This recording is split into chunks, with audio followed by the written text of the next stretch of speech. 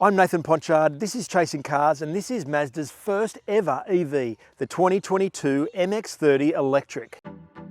I think that if you're going to do your first ever EV, why not make it cool? So no petrol engine, just a battery. It's an EV, so it's not light, and it revives the freestyle doors from the RX-8. The rest of the interior takes Mazda's design aesthetic and amps it up considerably. The MX-30 is actually really entertaining to drive.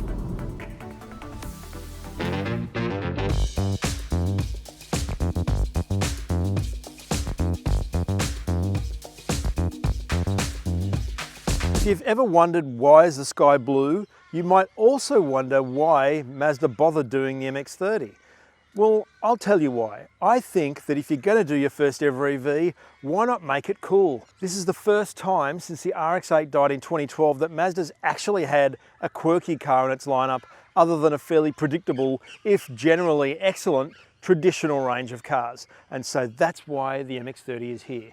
Now this car was already available in a 2-litre petrol engine called M Hybrid, confusingly because it is just a mild hybrid, although M also stands for mild and Mazda, whereas this one is just electric. So no petrol engine, just a battery. Outside the car, Mazda wanted it to reflect the solidity of the mass of this vehicle, and it's an EV, so it's not light, but then this is less heavy than some of the others, as we shall find out. So it has this kind of chunkiness of form. But what you might find interesting is that it is actually dimensionally almost exactly the same as a CX-30. It has a 2655mm wheelbase, it's 4,395mm long, it's exactly the same width, which is just under 1.8 meters, but it's 30mm taller. So in other words, it stands on exactly the same footprint and occupies an identical amount of space, but looks like this. At the front here, they've tried to give it this really sort of great persona in its character, in its visual. And I love this little sort of floating section here and the lights, the LED daytime running lights are these little pencil beam dots in the middle here that are kind of laser beaming into your eyes. And the blinkers are down the bottom here. They also look really cool. Maybe not so easy to see, but they look great. Should also point out that this is polymetal grey metallic, but in a tritone. So there are actually 3 colours on this car. This metallic grey bar across here, and we have an all black roof. So this is the first time since probably the 50s that we've had 3 colours on one car, certainly from the factory. The other main talking point in the MX-30 is its door arrangement, and it revives the freestyle doors from the RX-8, which means we have a normal front door here and a sort of a suicide door at the back that opens out this way when you have the front door already open to ease entry and to give it this airiness. But the only way, as far as I can tell, that we know that this is the MX-30 Electric is this little electric sticker on the back window here. I hope that's biodegradable because it looks like it may come off in 10 years' time. Pity, but whatever. This piece here though is really cool. A little inset here with Mazda done in it, very design and chic. Continuing the design chic at the rear of the MX-30 Electric is this little rear tail light arrangement, which has this design cue that's Mazda's had for some time, this little red ring, although it looks brighter and cooler on this than anything else. This little sweep along the middle.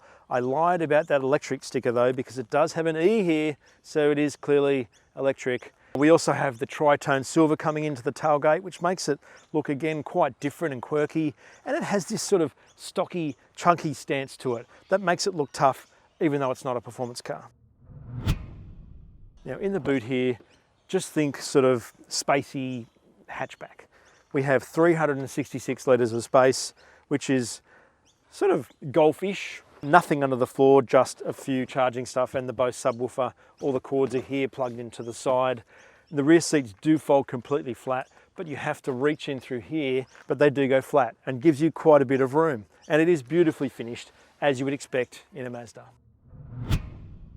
The MX-30 would be a bit of a failure if the inside didn't reflect some of the quirkiness of the outside, and it absolutely does. Now there are some things in this car that are obviously Mazda, like the steering wheel, for example, is exactly the same as what's in a CX-30 or a Mazda 3, but that's a good thing because this beautiful 3-spoke dished steering wheel is superb to hold and fits with the rest of the design of the interior, as does the instrument pack, which is the same except that the speedometer only goes to 160 because the top speed of this car is only 140.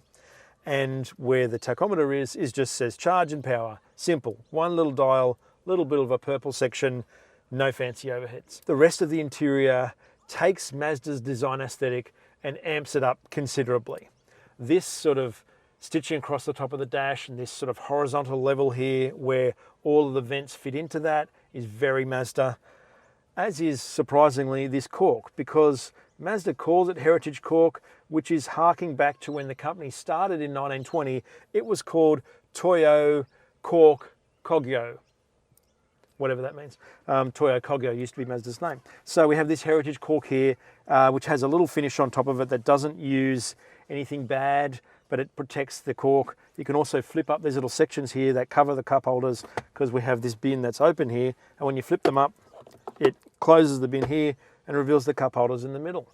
This cork, in a very kind of sort of Japanese aesthetic way, wraps around this floating center console here that's completely floating. Even this little 7-inch climate control touchscreen doesn't actually touch the dash, which probably looks better than it actually works. I do like the way that you can run a USB cord around the edge of here and have it sit there and have your phone sit on this little cork section here.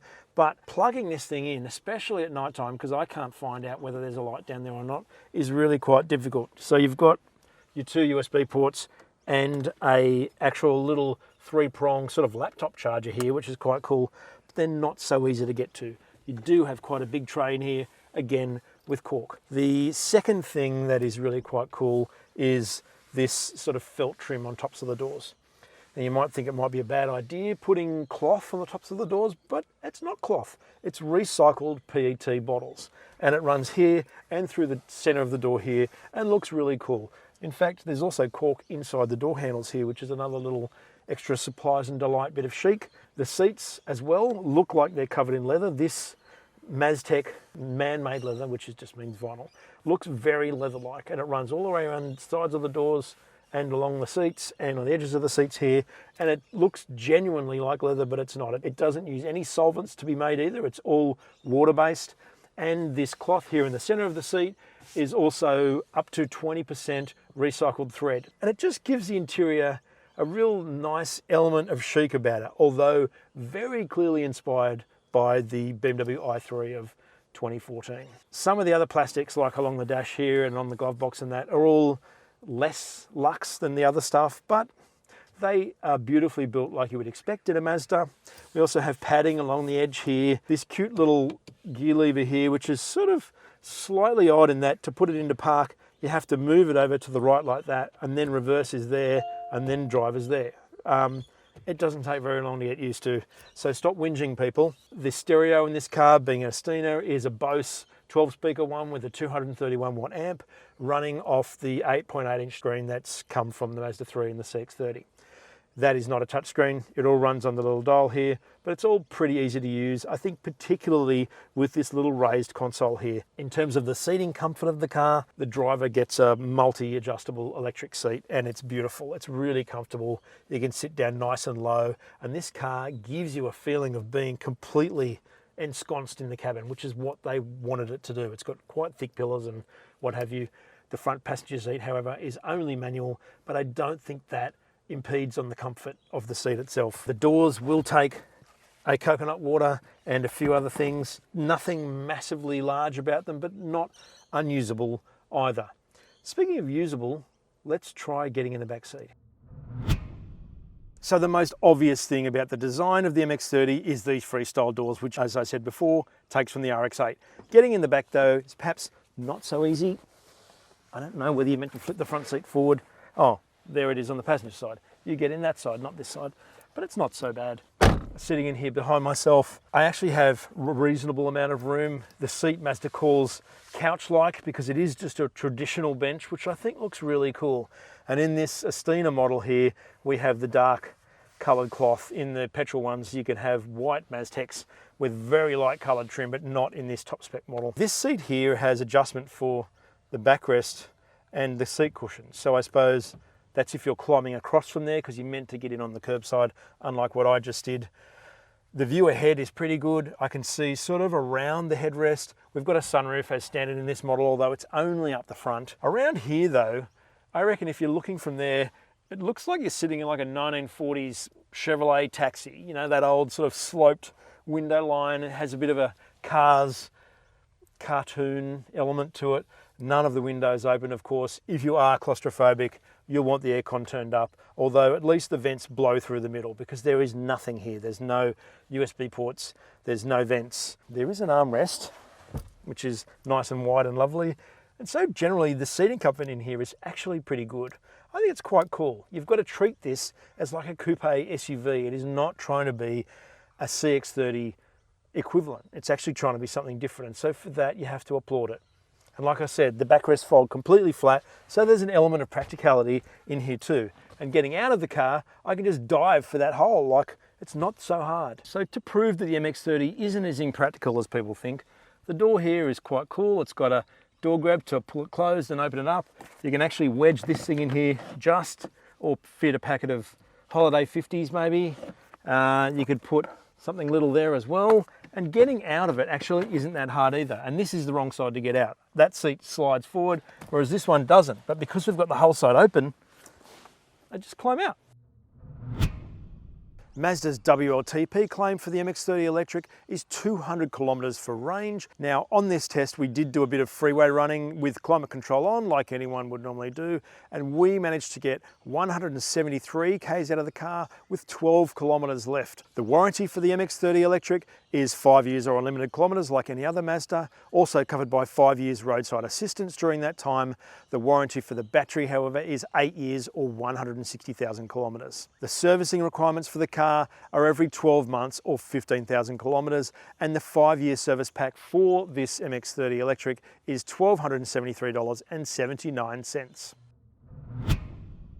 One of the best things about the MX-30 electric is actually how it drives. As you accelerate in the MX-30 electric, one of the things that stands out is this sort of faint bubbly sound that it makes through the stereo speakers in the car, which is kind of slightly Jetsons-esque. If you're old enough to have watched the Jetsons on TV as a kid, it has an element of that, just to remind you that you're in an electric car, which you may love or hate. It is unique for this car. You can't turn it off though. The drivetrain in this car is centered around a 35.5 kilowatt hour lithium-ion battery. Now the big thing about that is that it is much smaller than the larger ones offered in other people's cars. The ones that are offered in, say, the Kona extended EV is 64 kilowatt hours, and even the small Kona one's 39. So at 35.5, Mazda thinks that it's been right-sized for this vehicle, which means is that it's not too large to not be too heavy, to sort of not add too much weight to the vehicle, and to also limit the sort of resources used to both build it and then to get rid of it at the end of its life. I think in Tokyo that probably makes quite a lot of sense, and certainly dynamically it makes a lot of sense in this car because the MX-30 electric only weighs 1,675 kilos. That is around 200 to 230 kilos more than the petrol engine car below it. But even compared to that Eclipse Cross plug-in hybrid we drove the other day, that weighed nearly 1,900, so 300 kilos more than this car, and this is a full EV. So it's a respectable weight limit. And you can feel that in the way that the MX-30 drives. The battery is completely embedded in the floor, and as we've seen in the engine bay, there's a whole lot of space in there. So where the petrol engine goes is completely empty, just really the front electric motor, because this is a front-wheel drive car.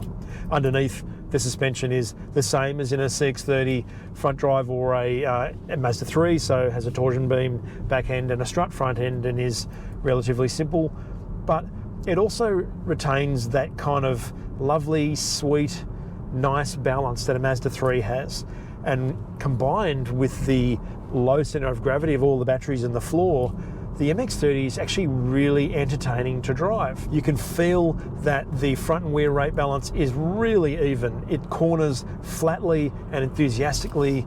The steering, which is electric but has a really lovely natural level of weighting to it and response.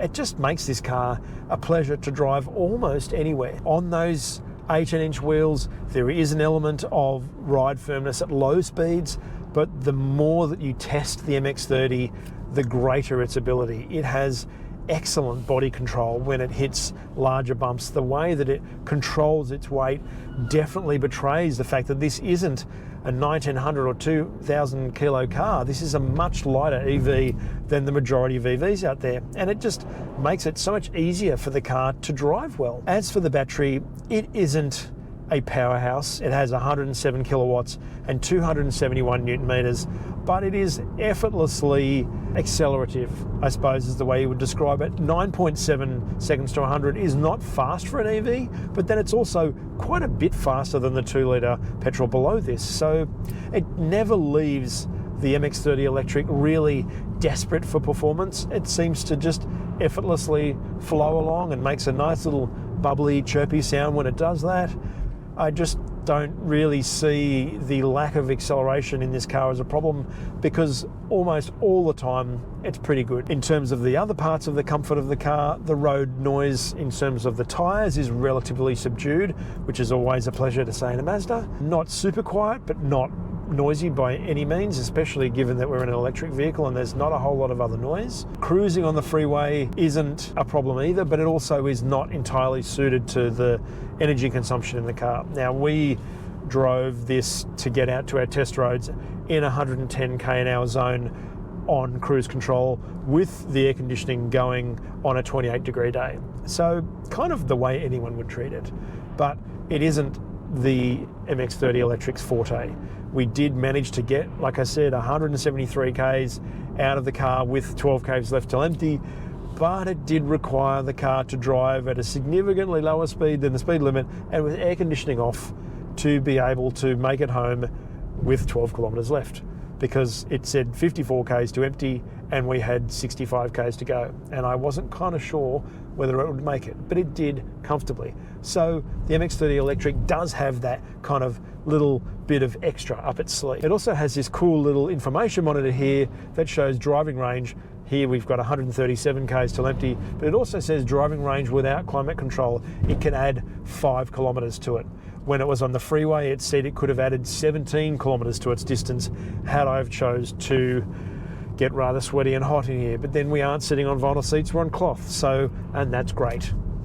As for the seat comfort, we've got 10-way adjustment here, as I mentioned before, and we've got seat controls, 2-setting memory, we've got seat heating in the front, and we've got heated steering wheel. So this level of Astina, for the considerable amount that Mazda's asking, which is starting at mid-60s, it does have quite a lot of persuasive gear in it. You don't feel like you're lacking for stuff. It does have a lot of stuff in it. When it comes to safety features, there isn't anything that the MX-30 is really missing. It has driver attention alert, it has front and rear cross traffic alert, it has front and rear AEB, it has pedestrian and cyclist detection, it has lane keeping assist and road holding assist. So I imagine if you're going to run off the road, it also detects that. It really has quite a lot of stuff. One of the things that's not my favorite is the cruising and traffic support of Mazdas, where it does tend to want you to stay back from the car in front of you a bit more and can tend to be a little bit overzealous in its desire to want to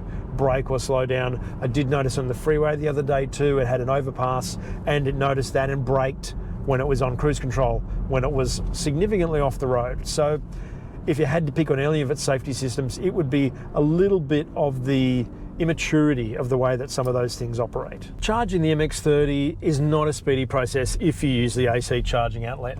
The normal wall plug takes 9 hours to go from 20% to 80% charge. However, if you use an AC wall box, which you can have at home in your garage or your carport, it takes 3 hours to go from 20 to 80%. But if you use a 50 kilowatt DC charger, it takes 36 minutes to go from 20 to 80%.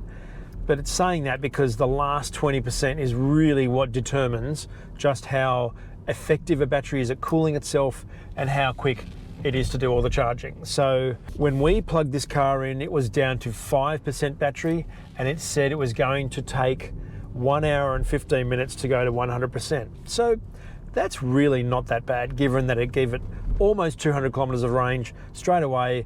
Pop into the shops, go and buy some healthy food because you bought an MX-30 and you care about those things.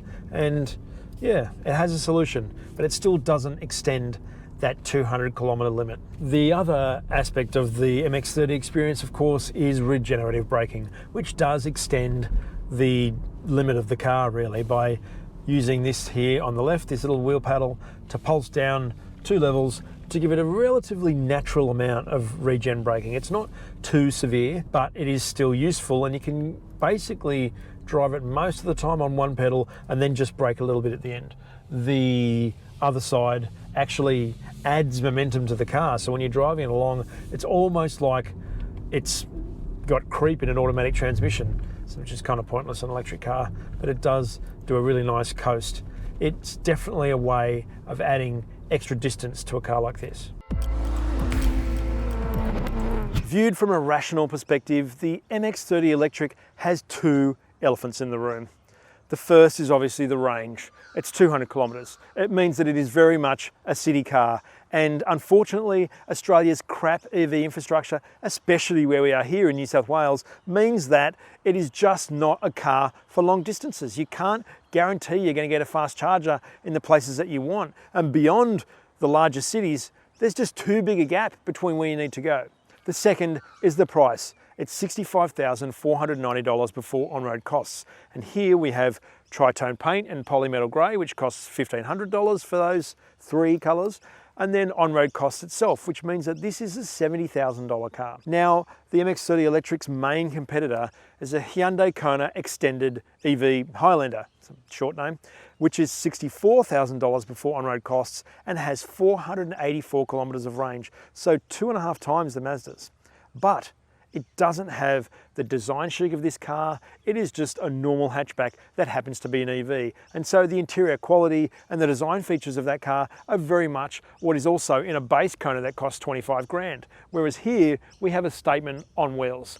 And besides that bit about range anxiety, the MX-30 Electric is a really, really good car to drive. It's interesting, it's quirky, it's practical, and it's fun. And that is a lot to be said in modern motoring, because so many things aren't fun, and this thing likes to have a bit of fun, but you just need to be aware of the charging thing. So if you're okay with that, then you'll be more than okay with this. If you haven't subscribed, please do so below the video and hit the notification bell and leave a comment on the MX-30 Electric or on chasing cars. Thanks heaps for watching.